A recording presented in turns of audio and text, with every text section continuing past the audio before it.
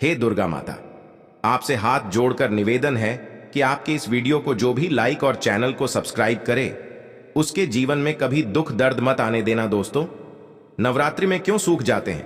आपके जौ में हरियाली नहीं आती है? आखिर ये क्या संकेत देता है? नवरात्रि में जो अखंड ज्योत जलती है, उसकी बाती का हम क्या करें? साथ ही साथ ये भी जानिए कि नवरात्रि में जो कलश के नीचे चावल रखे जाते हैं और उसके ऊपर नारियल रखा जाता है, उसका हम क्या करें और बचे हुए तेल का क्या करें?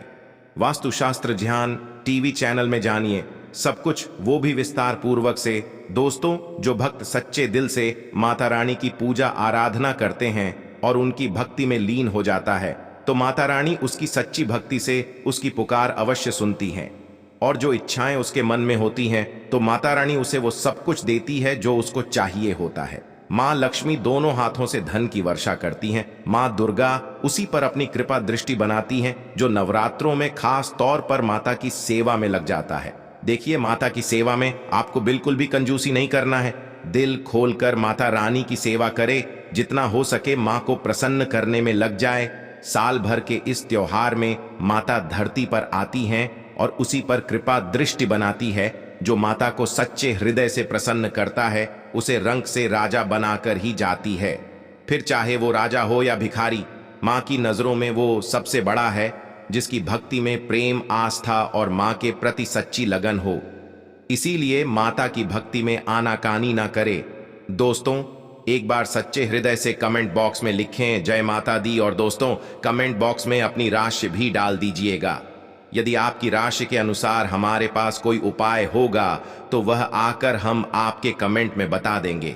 दोस्तों, सबसे पहली बात, नवरात्रि में हम एक माटी के प्याले में जौ रखते हैं ताकि हमारे घर में सुख शांति बनी रहे और माता प्रसन्न हो जाएं।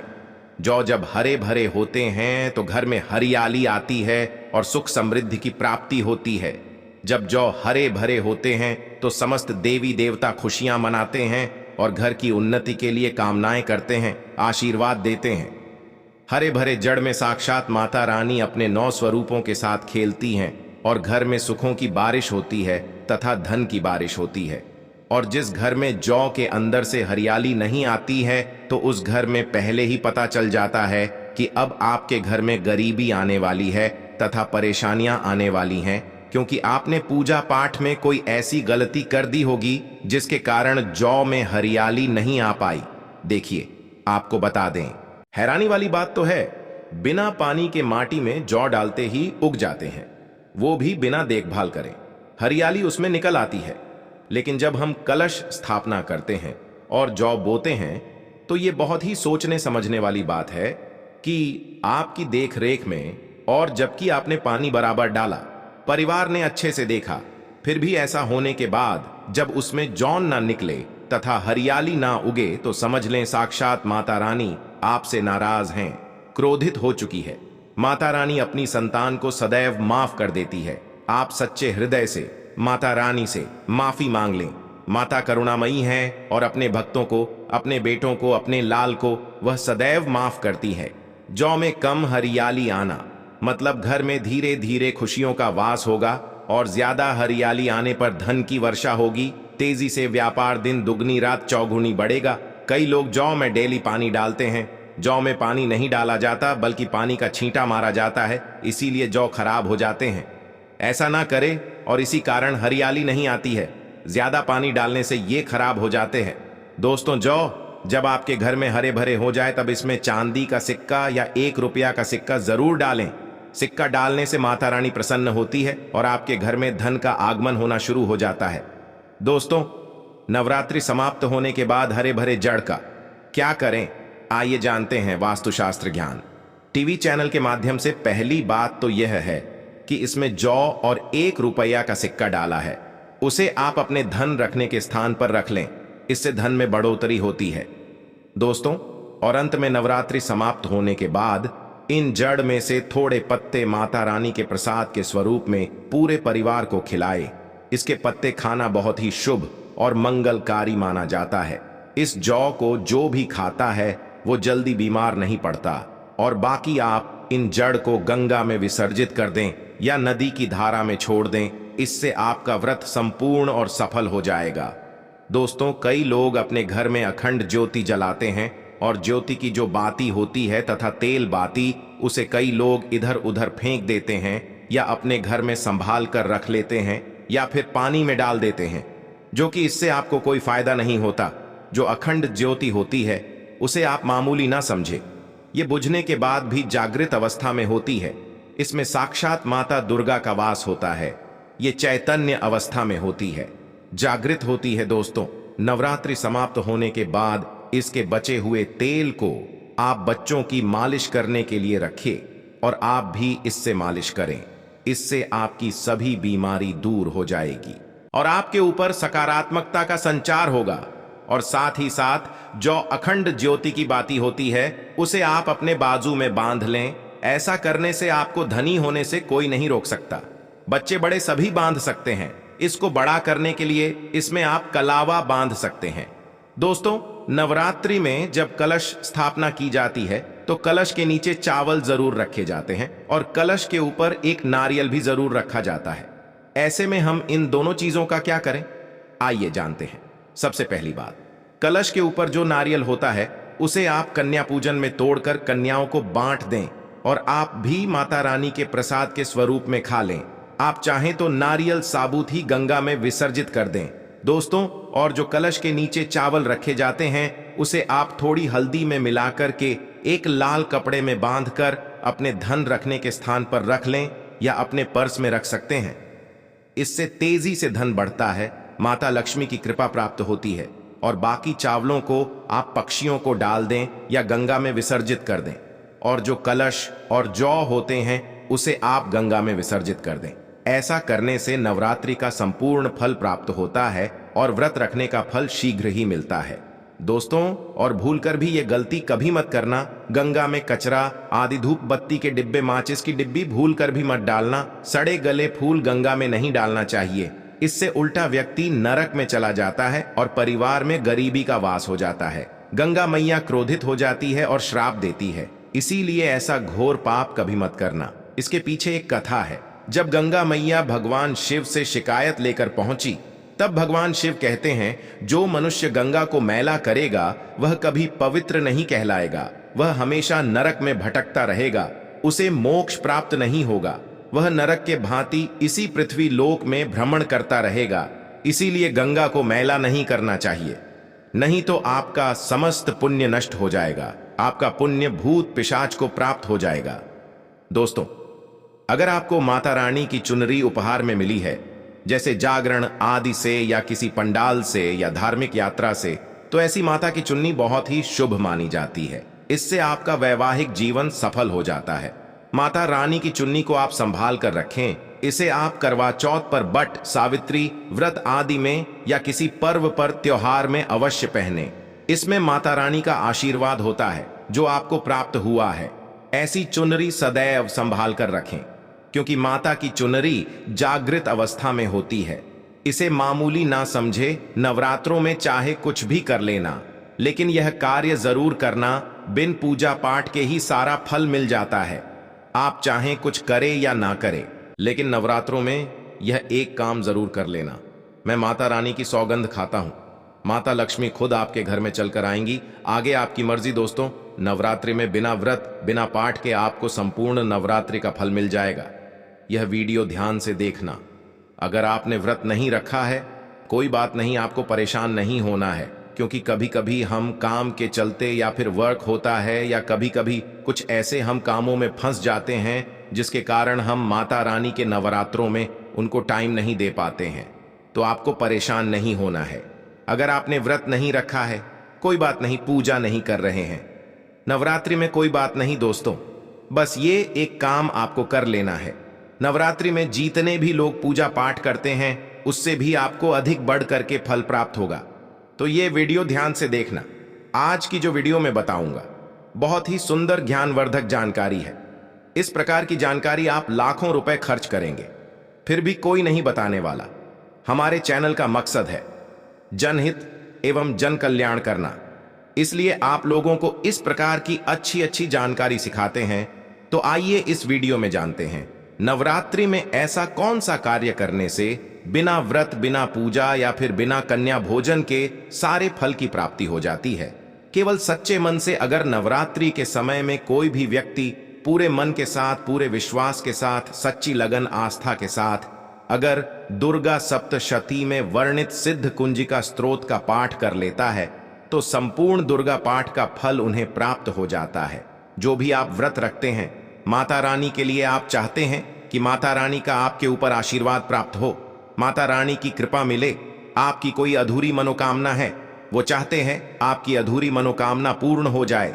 सरकारी नौकरी हेतु पितृ दोष, राहु दोष, मंगल दोष, कर्ज दोष, शनि दोष, कर्ज का दोष, गरीबों का दोष मात्र पल भर में दूर होगा। अगर आपने नवरात्रि का व्रत रखा है तो वो सारे फल अगर आप चाहते हैं और उसका 1000 गुना फल प्राप्त हो जाए तो नवरात्रि के समय में दुर्गा सप्तशती का पाठ जरूर करना। और जो लोग नवरात्रि का व्रत नहीं रखे हैं, किसी कारणवश उन्हें टाइम नहीं मिल पाया है, ऐसे व्यक्ति दुर्गा सप्तशती में वर्णित सिद्ध कुंजिका स्तोत्र का पाठ जरूर करना। पूर्ण रूप से आपको नव दुर्गा माता का पूजा पाठ करने से, नव दुर्गा के 9 दिन व्रत करने से, कन्या भोजन कराने से जो फल प्राप्त होता है दोस्तों, केवल इस पाठ को सच्चे मन से अगर एक दिन अगर आप जो है नवरात्रि के दिन एक दिन बस केवल आप जो है बैठ कर के झप लेते हैं तो पूर्ण रूप से आपको फल प्राप्त हो जाता है। मैं आप लोगों को बताना चाहूंगा, जो लोग समर्थ हैं ऐसे लोगों को कन्या पूजन भी जरूर करना चाहिए। मैं कल की भी वीडियो में बताया हूं। अब कन्या पूजन का बेनिफिट क्या है तो माता रानी स्कंद पुराण में भी लिखा है और कई सारे हमारे जो है देवी पुराण में भी इसका वर्णन मिलता है। माता रानी जितना पूजा पाठ से प्रसन्न होती है उतना ज्यादा कन्या भोजन कराने से हो जाती है, क्योंकि कन्याओं को देवी का स्वरूप माना जाता है और जो कन्या होती है नवरात्रि के समय में यह साक्षात नवदुर्गा का स्वरूप हो जाती है। कन्या पूजन के बारे में विस्तार से वीडियो के अंत में बताऊंगा, तो वीडियो में कंटिन्यू बने रहना। कन्या पूजन कैसे करना है और क्या मुहूर्त है सब बताऊंगा। दोस्तों, दूसरी जानकारी बता रहा हूं, यह जानकारी आपकी जिंदगी में बाहर लाएगी, आपके जीवन में चल रही परेशानी को दूर करेगी, क्योंकि हम आप लोगों को बहुत सरल साधारण से विधि बताते हैं जिसमें आप सभी दर्शकों का कल्याण छुपा होता है। तो नवरात्र के दौरान आपको एक पुष्प का पौधा जरूर लगाना है। मैं इसका फायदा भी बताऊंगा, कौन कौन से पुष्प लगाने चाहिए।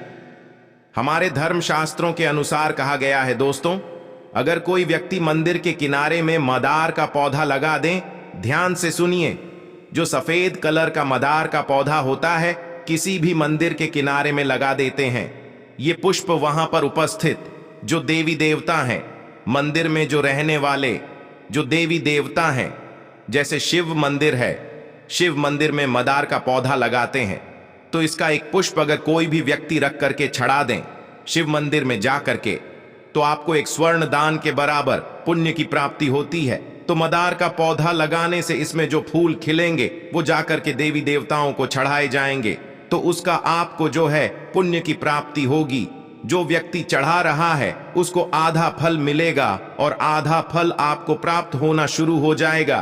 तो मदार का पौधा अगर कोई भी व्यक्ति नवरात्रि के समय में किसी भी शिव मंदिर है, माता रानी का मंदिर है, उनके समीप में जाकर के लगाता है तो पुण्य की प्राप्ति होती है।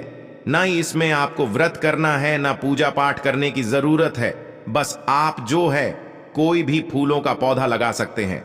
इस श्रेणी में आते हैं जैसे मदार का पौधा, सदाबहार का पौधा। सदाबहार हमेशा हरा भरा रहता है और ये हमेशा फूलते हैं। ऐसे फूल का आपको चयन करना है जो हमेशा फूलते रहे, जिसमें फल फूल आते रहे। तीसरे नंबर पर आता है कनेर का पौधा। जो कनेर का पौधा है ये देवी मां का श्रृंगार कहा गया है। कनेर के पौधे से अगर कोई भी व्यक्ति, कनेर का पौधा सफेद कलर का कनेर है तो फिर इसे अति उत्तम माना जाता है। कनेर के पौधे को पार्वती का स्वरूप कहा गया है।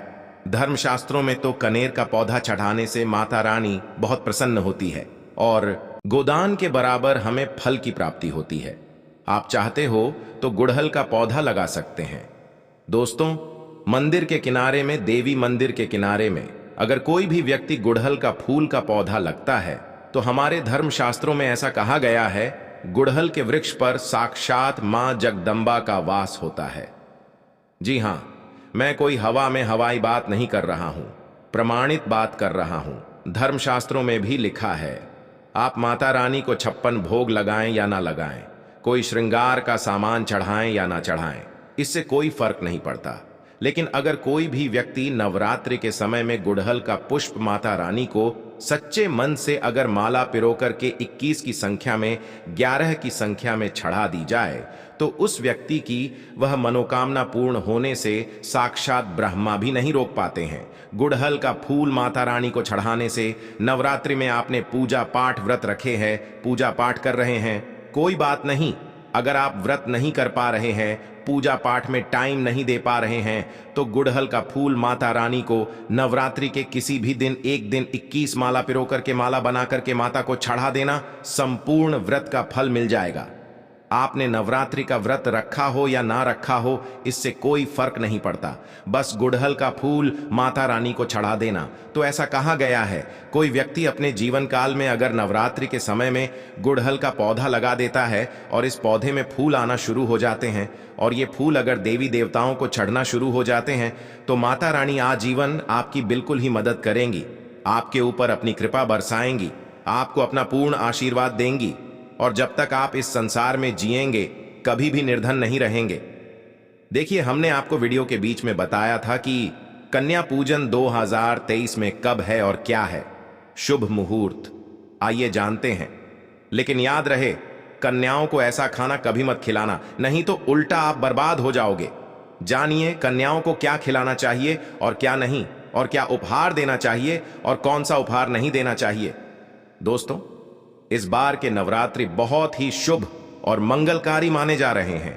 इस बार शारदीय नवरात्रि 15 अक्टूबर दिन रविवार को शुरू होकर और इसका समापन 23 अक्टूबर दिन सोमवार को होगा। ऐसे में 24 अक्टूबर दिन मंगलवार को ही दुर्गा विसर्जन होगा। जो लोग माता रानी की स्थापना करते हैं, मूर्ति स्थापना करते हैं, वह लोग 24 अक्टूबर दिन मंगलवार को विसर्जन करेंगे। दोस्तों, नवरात्रि की अष्टमी और नवमी तिथि पर कन्या पूजन का विधान है। इस बार महाअष्टमी तिथि 22 अक्टूबर 2023 यानी कि इस दिन रविवार है, और नवमी तिथि 23 अक्टूबर 2023 दिन सोमवार को है।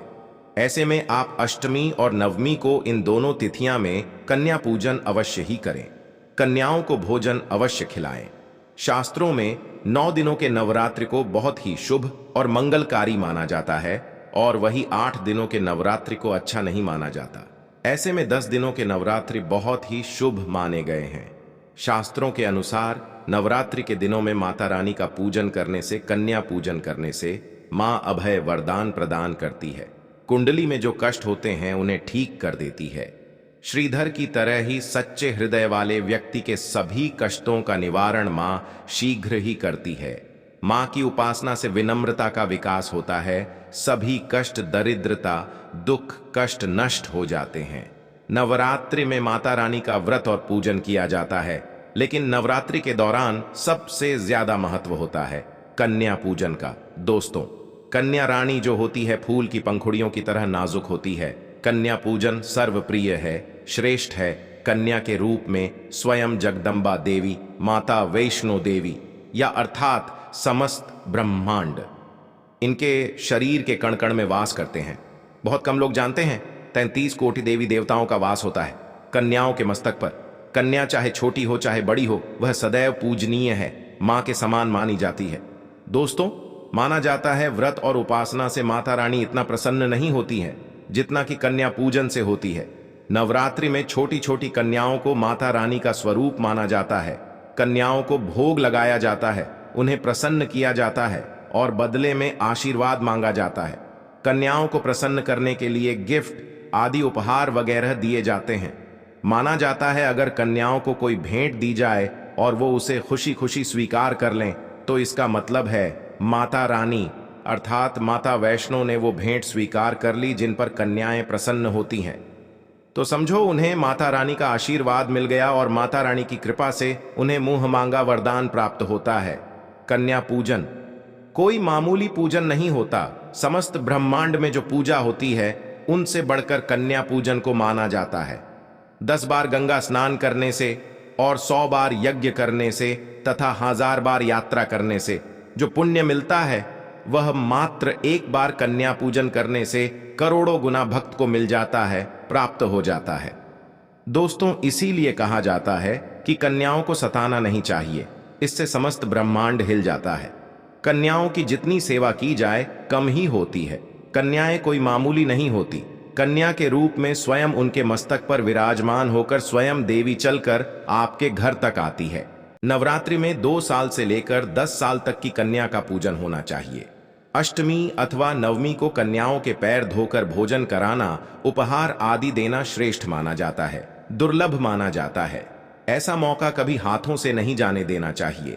इस दिन जितना ज्यादा हो सके कन्याओं को हाथ पकड़कर, पैर पकड़कर अपने घर तक लेकर आए। दोस्तों, वीडियो में आगे बढ़ने से पहले आप अपनी राशि भी कमेंट बॉक्स में जरूर डाल दीजिएगा। यदि हमारे पास कोई उपाय होगा तो वह आकर हम आपके कमेंट के रिप्लाई में बता देंगे। कोई भी राशि के अनुसार अगर उपाय करता है तो माता वैष्णव बड़ी प्रसन्न होती हैं और ऐश्वर्य धन प्रदान करती है, माला माल बना देती है। इसीलिए राशि कमेंट में जरूर छोड़े और हाँ, माता को एक लाइक जरूर करें। लाइक करने में कंजूसी ना करें। दोस्तों को कैसे करें? स्वागत कन्या जब आपके घर आए तब सभी के पैरों को दूध और पानी से उनके पैरों को धुलना चाहिए। खासकर मर्दों को कन्याओं के पैर अवश्य धोने चाहिए। इससे क्या वैष्णो प्रसन्न होती है दोस्तों। फिर उसके बाद कन्याओं को किसी साफ जगह पर जमीन पर कपड़ा बिछाकर बिठाना चाहिए। उनके माथे पर अक्षत फूल और कुमकुम लगाना चाहिए। फिर उसके बाद भोजन ग्रहण करवाना चाहिए। लेकिन हमेशा याद रहे, कन्याओं की थाली में 3 पूरियां कभी ना रखें। इसे शुभ नहीं, घोर अशुभ माना जाता है। 3 पूरियां तथा 3 रोटियां मरने वाले व्यक्ति के लिए निकाली जाती है और जेल में कैदियों के लिए दी जाती है।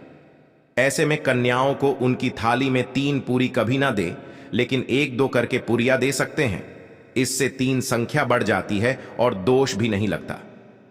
दोस्तों, कन्याओं को खाना खिलाने के बाद अंतिम में कन्याओं के सिर पर लाल चुनरी ओढ़ाना चाहिए और भोजन में आपको खीर पूरी, हलवा चना तथा आलू की सब्जी, छोले वगैरह की सब्जी खिलानी चाहिए।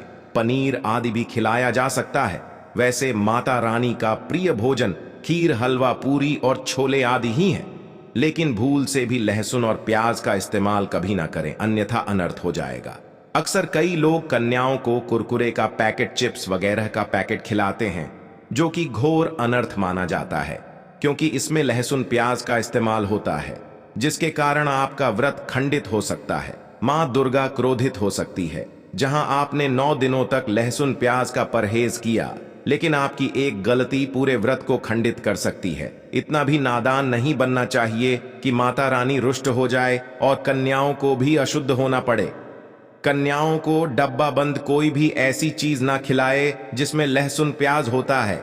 कई चीज तो ऐसी होती हैं मार्केट में जिसके अंदर लहसुन प्याज का इस्तेमाल होता है। ऐसा आप कभी मत करना दोस्तों। कई लोग कन्या पूजन में खाना घर पर नहीं बनाते और मार्केट से रेडीमेड लाकर ही खिलाते हैं तथा दही जलेबी खिलाते हैं, जो कि शुभ नहीं माना जाता दोस्तों। ऐसा खाना वो लोग खिलाते हैं जिनके घर में मान लीजिए कोई दुर्घटना आदि हो गई है या घर में कोई बीमार है या कोई मुसीबत है, तब वो ऐसा करते हैं। लेकिन अगर आप स्वस्थ हैं, आपको कोई पीड़ा नहीं है, तो ऐसा भूल कर भी नहीं करना चाहिए। माता रानी दही जलेबी नहीं, आपके हाथों का बना भोजन खाना चाहती है, आपका प्यार चाहती हैं। फिर चाहे आप घर में एक ही पूरी क्यों ना बनाएं, माता के लिए आप स्वयं ही अपने हाथों से माता रानी को भोजन खिलाएं। देखिए, भले ही आप दही जलेबी खिला सकते हैं, परंतु माता को घर का बना हुआ शुद्ध भोजन ही अति प्रिय है। खासकर नवरात्रों के दौरान घर में पका खाना अवश्य बनाना चाहिए। माता रानी बहुत प्रसन्न होती है। घर का बना पक्का खाना ही कन्याओं को खिलाना चाहिए। हमेशा याद रखें, कन्याओं को प्लास्टिक के बने दोने में खाना नहीं खिलाना चाहिए। ऐसे बर्तन पूजा पाठ के लिए शुभ नहीं, अशुभ होते हैं, क्योंकि प्लास्टिक के ज्यादातर बर्तन जो होते हैं जानवरों की हड्डियों द्वारा बनाए जाते हैं। इसीलिए ऐसा पाप मत करना। कन्याओं को हमेशा स्टील के बर्तन या पत्तों से बने बर्तनों में ही भोजन कराना चाहिए। बहुत ही शुभ माना गया है। अगर पेड़ के पत्ते में भोजन कराते हैं तो माता अभय वरदान प्रदान करती है। दोस्तों, एक और बात हम आपको बताने वाले हैं कि यदि नवरात्रों के समाप्त होने के बाद यदि बीच में कन्या पूजन में शुक्रवार का दिन पड़ जाए तो कन्याओं को कोई भी खट्टी चीज नहीं खिलाना चाहिए, क्योंकि शुक्रवार का दिन माता संतोषी को समर्पित होता है और माता संतोषी नवरात्रों के दिनों में सक्रिय अवस्था में होती है, यानी वो भी 9 देवियों के साथ में आपके घर में आती है। इसीलिए कन्याओं को भूलकर भी शुक्रवार का दिन अगर पड़ जाए तो खट्टी चीज घर में नहीं बनाना चाहिए और कन्याओं को भी खट्टी चीज नहीं खिलाना चाहिए। घोर पाप लगेगा आपका किया कराया, सब बर्बाद हो सकता है।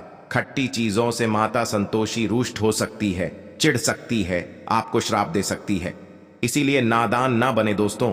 भोजन कराने के बाद कन्याओं की थाली में एक लौंग जरूर रखना चाहिए, क्योंकि लौंग देवी शक्ति तथा दुर्गा मां को बहुत प्रिय है। लौंग माता शक्ति का प्रतीक होती है। लौंग में नव दुर्गा का वास होता है। इन 9 दिनों में माता रानी को लौंग का भोग ही लगाया जाता है, तो खाना खाने के बाद कन्याओं को लौंग अवश्य अर्पित करें। माता रानी को अमृत से बढ़कर लौंग प्रिय है, इसीलिए कन्याओं को थाली में चुपचाप एक लखुंग जरूर रख दें। आपका भाग्य चमक जाएगा। माता लक्ष्मी आपके जीवन में धन की कोई भी कमी नहीं होने देंगे। दोस्तों, आपको बता दें, कन्याओं को उपहार में क्या दें। कन्याओं को खुश करने के लिए उनकी थाली में दक्षिणा डालें, ताकि आपके घर में संपन्नता बनी रहे तथा धन की कोई भी कमी ना हो। कन्या जब आपके घर से खुशी खुशी धन लेकर जाती है तो वह भी आपको खुशी खुशी कई गुना आपको धन प्रदान करती है। इस समय कंजूसी मत करना, खुशी खुशी कन्याओं को धन अवश्य देना। कन्याओं को कोई सुंदर गिफ्ट दे सकते हैं। शास्त्रों में बताया जाता है कि कन्या जितना खुश होती है, माता रानी उतना ही जल्द फल की प्राप्ति प्रदान करती है।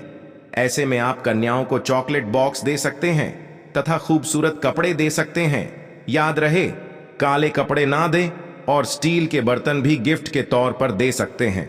याद रहे कि कन्याओं को लोहे का कोई भी सामान नहीं देना चाहिए, नहीं तो राहु केतु का प्रभाव आपके जीवन में प्रवेश कर जाएगा। राहु काल तथा राहु दोष आपको लग जाएगा, आप बर्बाद भी हो सकते हैं। दोस्तों, जब कन्या अपने घर के लिए प्रस्थान करें तो उनके चरण जरूर छू लें और अपने मन में अपनी प्रार्थना को पूरा करें। सच्चे दिल से मांगी हुई मुराद माता रानी अवश्य ही पूरी करती है। सच्चे दिल का मतलब होता है मन में कोई भी लालच ना हो, और अगर वो लालच माता को पाने के लिए बन जाए तो उसे बोलते हैं सच्ची श्रद्धा और सच्ची भक्ति। ऐसी भक्ति के आगे स्वयं 33 कोटि देवी देवता आपको नमस्कार करते हैं। दोस्तों, नवरात्रों के दिनों में अगर मिल जाए आपको यह संकेत, तो समझो मां दुर्गा आपके घर में आ चुकी है। ये संकेत बताते हैं मां दुर्गा का आशीर्वाद आपको प्राप्त होने वाला है।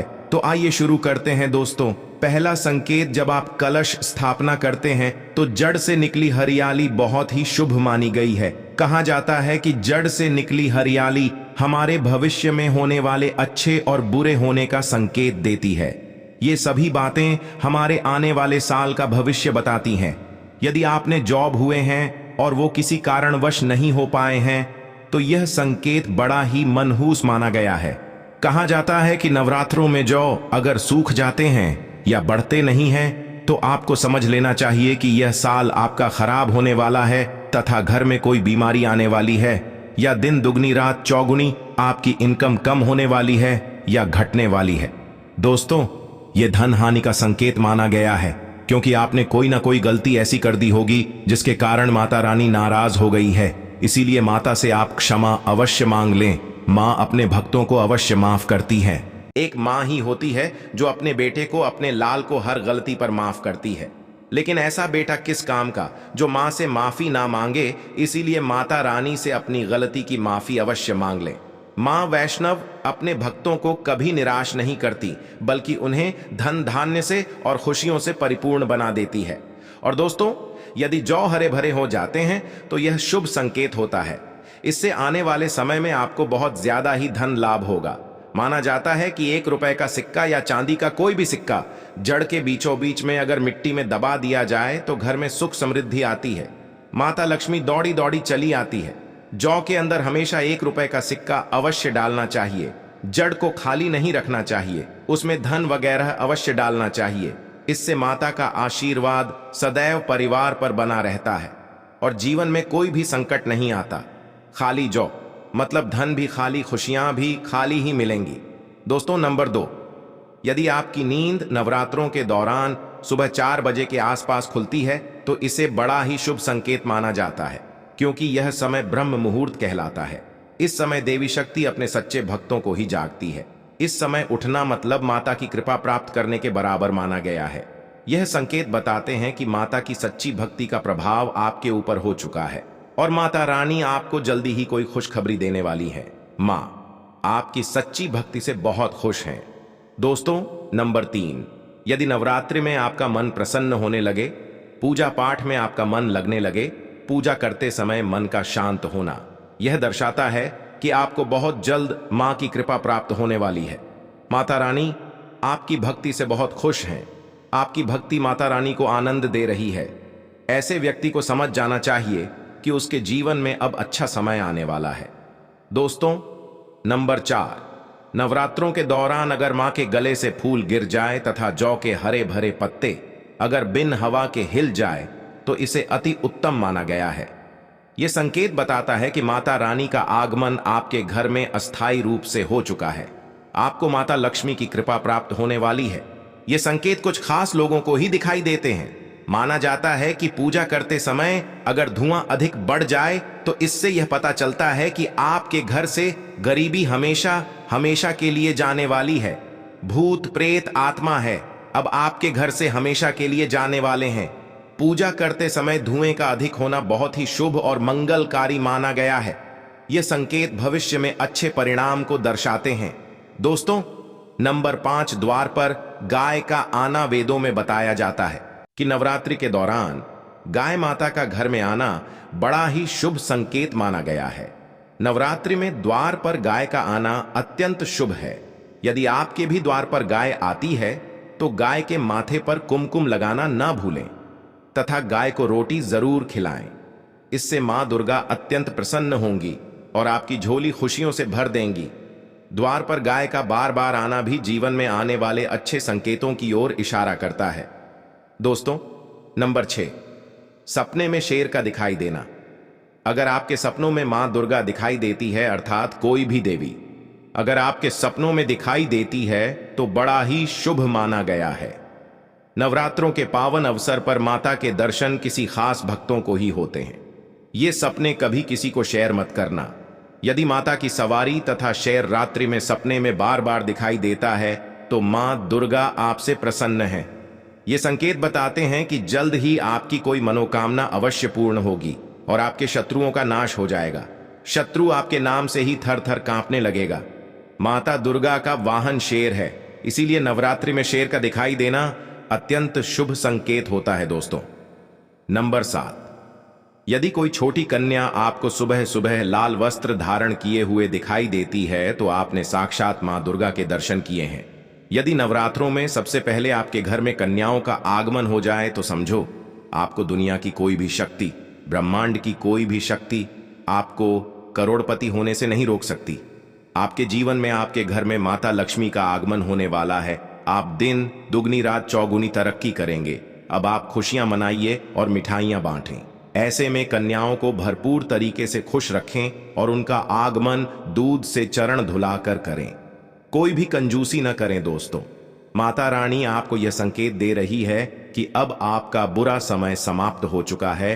अब जीवन में सुख समृद्धि के द्वार खुल जाएंगे। दोस्तों, आज की वीडियो को यहीं पर समाप्त करते हैं। मिलते हैं अगली वीडियो में, तब तक के लिए जय माता दी। धन्यवाद दोस्तों।